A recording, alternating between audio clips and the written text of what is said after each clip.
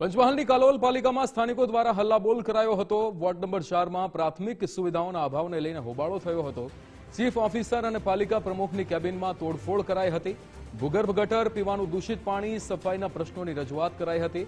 અનેક લેખિત રજૂઆત છતાં પણ કોઈ નિરાકરણ નહીં આવ્યું। ત્યારે સમસ્યાઓનો ઉકેલ ન આવે તો આંદોલનની પણ ચીમકી ઉચ્ચારી હતી। અમારા વિસ્તારમાં વૃંદાવન સોસાયટીથી લઈને જલારામનગર સોસાયટી સુધી કાદવનું સામ્રાજ્ય થઈ ગયું છે। ચાલતા પણ નીકળી શકાય એવી પરિસ્થિતિ નથી। વડીલો હોય, બાળકો હોય તે ચાલતા જઈ શકતા નથી। બાળકોને જે સ્કૂલે જવાની વાન હોય કે બસ હોય એ પણ ત્યાં આવી શકતી નથી। ફાયર ફાઈટર, એમ્બ્યુલન્સ એ પણ જઈ શકે તેમ નથી।